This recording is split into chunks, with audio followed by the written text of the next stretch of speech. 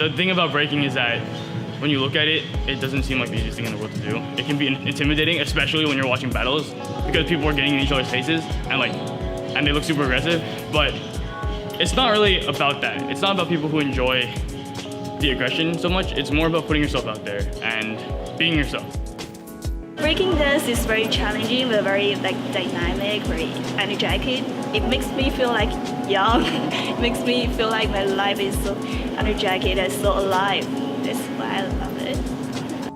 Hip-hop is a universal language, and that's why it's so important, because I could go all the way to Korea, all the way in China, and not speak the language, but they'll still understand me by the way I dress, by the way I talk, by the way I walk. A lot of people know about breaking as breakdancing. I'm sure that's what 99% of the people who aren't in the scene call it.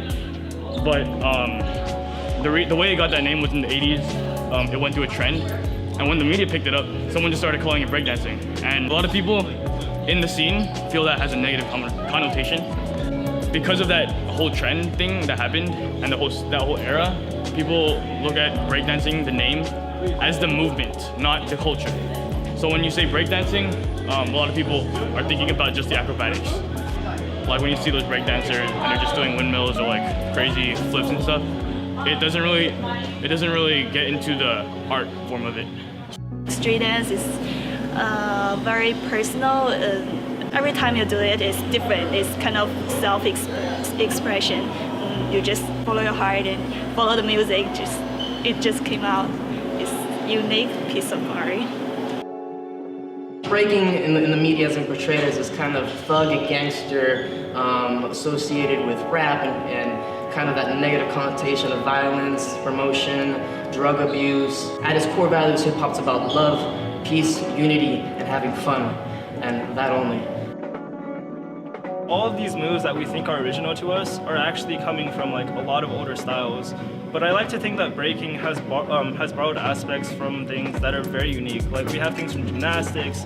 A lot of people you'll see will be doing things that trickers do, like flips, kind of freezes, that kind of stuff. Every time you go on that floor, it's a new canvas, it's blank. And you paint it yourself with what you have, using the foundations, like anything else. Our body's an instrument, and then we use it to paint a specific type of painting. And right now we're in a time period where hip-hop is now not just for black and brown, but it's a voice for everyone. And it's giving the people the ability to express themselves and have the freedom that they may not have. It's definitely one of the heaviest influences of how I go about my life. And without breaking, I'd be 100%. 100% would be a completely different person.